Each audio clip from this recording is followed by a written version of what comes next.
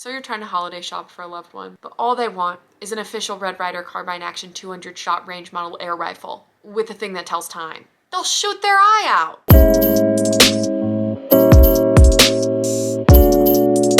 Hi besties, welcome and happy holidays. I hope you're all feeling in the festive spirit. I hope you're warm and comfortable and happy. And I hope that you give some really incredible gifts this year. That's where I come in. Gift giving is an Olympic sport in my family.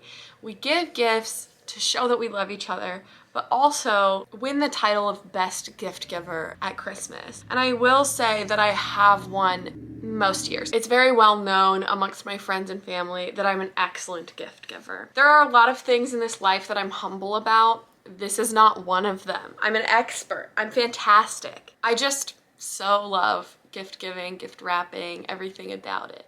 It's the one part of capitalism that I really hop on board with. The first gift suggestion I have for you is actually the sponsor of today's video, and that's Luisa. They're one of the few companies I know I can always shop at guilt-free because they put their environmental impact and ethical consciousness at the forefront of everything they do. And right now they're running the biggest sale of the year, which is buy one piece and get the next one 60% off. That is such an incredible deal. I cannot stress it enough. You can save so much money if you go right now. In this video, I'm wearing 3 of their pieces that I have. I have this simple gold chain called the Aina that I am obsessed with, and I have not taken it off since I got it. I feel like it is such a good everyday piece, but still something really interesting. And then this necklace is the Sam. I think it goes so well with this chain because it's just a little bit slimmer and dainty, and then the chain is a little bolder, but I just think they look really, really great together. And then I also have on the Toda earrings. They're kind of a double hoop situation. They just add a little something special to your look. I also got the Rocks style earrings. These are my new go-to everyday pair of earrings. They go with everything that I own. But all that aside, my favorite thing about Ana Luisa is that they put the environment first and foremost when making and shipping their jewelry. All of the jewelry is carbon neutral and water neutral. I take environmental impact very seriously, and it is often something I factor in when I'm shopping. But when I'm shopping at Ana Luisa, I know I don't have to worry about it because they offset all carbon emissions. Additionally, all of the materials they use to make their jewelry are ethically sourced, which is so important to me. I think all of their pieces go with each other. So you can do jewelry stacking. A lot of their necklaces look so cool when paired together. So once again, right now, Ana Luisa is having the biggest sale of the year. Buy one piece, get one 60% off. You really can't miss. So click on my link down in the description and get holiday gifts for everyone in your life, or for yourself, or for both. All right, let's get into the books. I asked y'all on Instagram to give me specific people that you wanted gift recommendations for, and today I will be answering those specific requests. So let's get started. First off, a friend who only reads classics but wants to branch out, and she loves Jane Eyre. For this one, I would say Circe by Madeline Miller is a really great choice. Because it's based on Greek myth, there's definitely still a classical element to it that might make your friend feel really comfortable while reading it, like it's in her wheelhouse, but it was only written a few years ago, so it could be a gateway for her into the world of modern literature. Plus, it's about badass women, so you really can't go wrong. Someone said an English teacher. First of all, I love that you're getting your English teacher a gift. My English teachers throughout my life have truly been the people who have shaped me most besides my family, and I'm incredibly grateful to them all. I would suggest If We Were Villains by M.L. Rio. I think an English teacher would love this book for a lot of reasons. First of all, it's incredibly fast-paced and so compelling, so it'll give them a little bit of a break from some of the denser materials that they teach and read in class. However, I think they'll also appreciate the references to classic literature that are covering the pages of this book. Because it follows a group of college students who are in a Shakespeare-intensive cohort, it focuses so primarily on Shakespeare's work. Off the top of my head, I remember references to Hamlet, Macbeth, King Lear, Romeo and Juliet, a lot of the ones that are often taught in English class. So it might be a fun way for them to rekindle a love of these things that they have to teach over and over, or to connect with the material in a way that their students might also find interesting. But most of all, it's just a really, really enjoyable book. Someone who's kind of lost in life and doesn't know what to do for a living. Just tell him to watch my channel. I really felt this prompt, so I took a while to choose a book because I wanted to make sure it was really good. But my pick for this is Nothing to See Here by Kevin Wilson. This book starts with a woman who is completely lost in life, doesn't know what she wants to do. All of her plans have kind of fallen through, and she has to figure out what her next steps are. In a weird turn of events, she ends up being a nanny for these two children of her old college roommate. She finds out that these children, when they get angry or irritated, spontaneously combust. So it's a weird book. I remember reading it at a time when I didn't know that I needed it, but as I was reading it, I just felt so comforted knowing that I didn't have to have everything figured out at that moment. This book was so funny, so heartfelt. I definitely recommend it. The mom that says she doesn't want anything but gets mad when you don't give her a gift. That sounds like my mom. My recommendation for you is Little Women by Louisa May Alcott. This is one of my favorite books of all time. Most people, when talking about Little Women, think of it as a book about sisterhood, and that's absolutely true. Sisterhood is one of the main themes. It's very present, but it's also a book about being a mother and being a daughter. I think this would just be a great gift for any mom to say, I see you, I see everything that you're doing for me, and I'm grateful. I think it could be a really great book to buddy read with your mom. Maybe when you're done, you can watch the movie together and just spend some time together in the world of the March family. There's few worlds as beautiful as that one. Someone said your friend who might be a potential maniac. And I have a lot of questions, but I don't want to know the answers to any of them. So I'm just going to say My Year of Rest and Relaxation by Otessa Moshfegh. If you give this to your friend and your friend says they relate heavily, I'd be worried.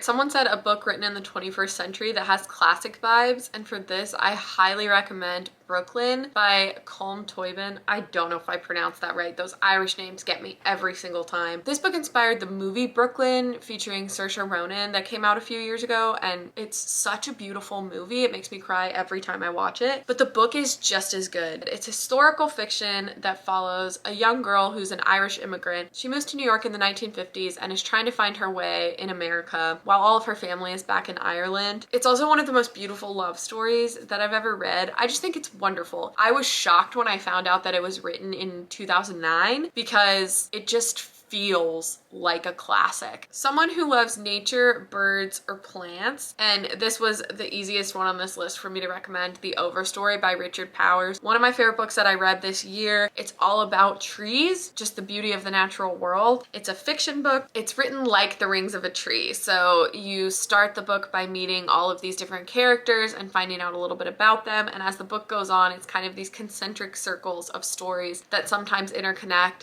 sometimes don't. All of these stories and characters are rooted, no pun intended, in a deep relationship with trees. The prose is breathtaking. Anyone who's a nature lover or cares about the environment will love this book. A Friend Obsessed with Murder Mysteries. For this one, I am going to recommend They Never Learn by Lane Fargo. I think this would be really good for a friend who's obsessed with murder mysteries because it sort of turns the idea of a murder mystery on its head, and instead of trying to figure out who the murderer is, you're reading the book through the murderer's eyes. So it's kind of a fun psychological experiment of a book. It'll be a different approach to something that they're really used to reading. Next, horror or thriller or just woman living life type of books. How about I give you one that's both? The Haunting of Hill House by Shirley Jackson, the mother of horror. It has laid the foundation for so many horror stories and ghost stories to come. I think you'll recognize so much in this book that is peppered into all of your other favorite horror stories. And on top of being unsettling and dark and a classic, it's also about a woman named Eleanor who is having a difficult time in her life and goes to this haunted house for an experiment to sort of escape some of the things that have been plaguing her in her day-to-day. There's tons in this book about the house and the other characters, but at its core, it's a book about a woman who's frightened and who doesn't know how to go on. It's so good. One suggestion was a queer friend who's new to reading, and another was I need a beginner to the LGBTQ+ community kind of book for my homophobic parents. Both of these I'm gonna give the same recommendation, and that is Dress Codes for Small Towns by Courtney Stevens. I loved this book. This is one of the last YA books that I read that I remember really connecting with. I don't think it's just for young adults. I gave it to my mom to read after I finished and she loved it. So I think it's broader than its genre for sure. The reason that I'm recommending this book for these prompts is that so much of this book is about a young person who's trying to figure out their sexuality and gender identity. And because of that narrative style and point of view, I think it could be really helpful for a queer person who's new to reading to kind of really see themselves in a book and understand why representation in books can be so powerful. And I think it would also be a good book for any parents of queer kids because the author did such an incredible job. This sort of identity crisis that this young person is having, I think it's just such a great portrayal of what it's like to take those first steps in your queer journey of accepting your queerness for yourself. It's also just a great book all around. Someone said for tea drinking, Swifties, and Farbs. And for this, I'm going to give you 2 poetry recommendations because one of my favorite things about both Taylor Swift and Phoebe Bridgers is their lyricism. For Taylor Swift, especially fans of Folklore and Evermore, I would recommend Mary Oliver's poetry. Mary Oliver is one of my favorite poets of all time and writes beautiful, beautiful, beautiful nature poems. Her poems focus on really deep appreciation for little moments when you feel connected to the world around you. To me, a lot of Taylor's music feels that same way. Mary Oliver to me is sort of like a modern day Emily Dickinson. For Farbs, I would recommend Wendy Cope's poetry, specifically her collection Serious Concerns, because one of the things I love so much about Phoebe is that she tells it like it is. She doesn't always try to wax poetic. A lot of times she just writes down exactly the way that she thinks, and I think that's part of the reason that so many of us connect to her music. And Wendy Cope does something really similar. She writes in pretty simple ways, but it's disarming almost when you read it how simple it is or how much it feels like she kind of went in your brain and pulled out one of your thoughts and wrote a poem about it. And that's how I feel about Phoebe Bridgers. Someone said, I need a nonfiction book that reads like a fiction book. And for this, I'd recommend The Empathy Exams by Leslie Jameson. It's a book of essays all having to do with human empathy, how we feel it, how we express it, whether it has limits and what those limits might be. It's really, really interesting. Because it's essays, it's really palatable. You can read it in chunks if you need to. It never felt lectury to me or like it was really slow or dragging. I tore this book apart. I read it so quickly, and usually I really take my time with nonfiction, but I just read it so fast and I thought it was so interesting. It's really good and I definitely recommend it. I need a book recommendation for a 13-year-old brother who only reads manga. So I don't read manga, so I'm gonna take this suggestion to mean you're looking for something to help your brother branch out and read other things. So my recommendation would be Winger by Andrew Smith. Perfect for 13-year-old boys because it follows a young boy who goes to a boarding school who's just figuring out what it means to be a young man in the world. But he also draws comics all the time. There's still sort of a graphic novel element to it because a lot of the comics that he draws are in the books and help tell the story. So I think it might be a good kind of transition book for somebody who's used to only reading manga or graphic novels to get into a new genre. Someone said, a hoe for Jane Austen. I sure hope this is anonymous. It is anonymous, but I don't think you're saying anything that the rest of us aren't really feeling. So I support you. Hoe out for Jane Austen every day of the week. And for this, I will say any Sally Rooney book I think would be a great idea. And I'll tell you why. Obviously, Sally Rooney's books are not classics. They're very recent. They're very modern. So they don't have the sort of flowery, beautiful language that Jane Austen is known for and that a lot of people fall in love with about Jane Austen. But they have so many other elements that also appear in Jane Austen's work, such as they have complex and interesting romantic relationships in which partners really value each other and are trying to figure out the things that they both need and want, and that can also be very frustrating sometimes. Additionally, there's a lot of societal satire in Jane Austen's work that she's known for. Sally Rooney also really touches on societal issues. Her characters are very aware of what's going on in the world around them in a way that reminds me somewhat of Jane Austen's commentary on society at the time she was writing. My cousin said, you, lol. Well, Ginny, if you're watching this, I really want DreamWorks by Mary Oliver and Morning Glory on the Vine by Joni Mitchell. Hey. All right, someone said, my grandma, an ex-journalist, extremely well-read, likes literary fiction. Cool. Wine emoji. My question is, can I be friends with your grandma? She sounds super dope. But for her, I will recommend Slow Days, Fast Company by Eve Babbitt. This is really cool because it's sort of biographical fiction. It's fictionalized accounts of things that happened in Eve Babbitt's life, but it also has a historical element to it because it's all about her time in LA in the 60s. Plus, I know a lot of people who are extremely well read who've never heard of Eve Babbitt, so it still might be somebody who's new to her. I think this could just be like a really fun book to give to your cool grandma. Someone said, work Yankee Swap. Yankee Swap! Boy, do I have a recommendation for you. The Yankee Swap scene of The Office is so iconic. And sitting in that scene is one Mr. BJ Novak, who plays Ryan. But BJ Novak also wrote a book of short stories called One More Thing, and it is brilliant. I've talked about it before on my channel. I will continue talking about it until the day that I die. I think it's wonderful. Because it's a book of short stories, there's stuff in there for everyone. There's stories of different lengths, different subject matters, different narrative styles, so it's nearly impossible to find somebody who will hate every page of that book. Plus, there's a nice little Office reference in there. You're doing Yankee Swap, there's Ryan, here's this book. My 12-year-old sister who hasn't really discovered her reading taste yet. Something easy to read, fun, and warm. I have two recommendations for this suggestion. One is Each Little Bird That Sings by Deborah Wiles. This was my favorite book growing up, still one of my favorite books. It is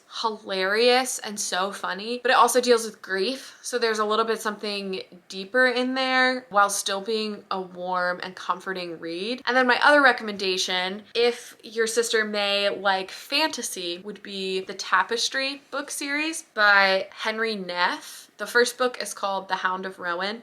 I read a bunch of these books when I was younger, and because I recommend you do not give any of your money to J.K. Rowling by buying Harry Potter books, I think this is a great substitute. It's also about a young boy who's sort of a chosen one figure who goes to a magical school. There are magical animals, magical people. It has really lovable characters. It's really funny from what I remember. I have only fond memories of this book. It has been a while. Nobody else that I knew growing up had heard of it or read it. So yeah, I want to shout it out. I got a crush who doesn't read but wants a recommendation, and then in parentheses he studies engineering, and another suggestion that said a friend who doesn't really read but I want to get them into reading. I can't help you with the engineering part. If I see a number, I cry. So I can't say this will have anything to do with engineering. It doesn't. But I think one of the best ways to try to get somebody into reading is to buy a copy of your favorite book, read it again, and annotate it and give it to somebody. Because first, this is just such a personal thing to do, to highlight your favorite quotes and to write in the margins notes to people or thoughts that you have while reading. I feel like it's such a cool way to let somebody that you love into your world for a little bit and to show them truly firsthand why it is that you love reading so much. Annotate your favorite book. I got this idea from Jess Mariano because this is my way of like trying to manifest that one day someone will do this for me and then I will ask them to marry me. Until that day, I'm just gonna give my fun tips to you. Plus, if it's something that you put a lot of effort and work into, they're kind of more pressured to actually read the book. Put as much work into it as you can and then guilt them. And it's a conversation starter. It gives you and your crush something to talk about. When I talk to people I like, suddenly I don't know anything about myself. Couldn't tell you my middle name. But if you have a book, if you get me talking about a book, I can do that. So yeah, I think we've covered a lot of ground in this video. I hope this helps you to get the perfect gifts for your loved ones, for yourself. I hope you feel more prepared to tackle the holidays. As per always, follow me on Instagram and hang out with me over there. I love talking to y'all. My Goodreads will also be linked in the description, along with my link to Ana Luisa. Thank you again so much to Ana Luisa for sponsoring this video. In case you haven't heard it today, I love you. Happy holidays.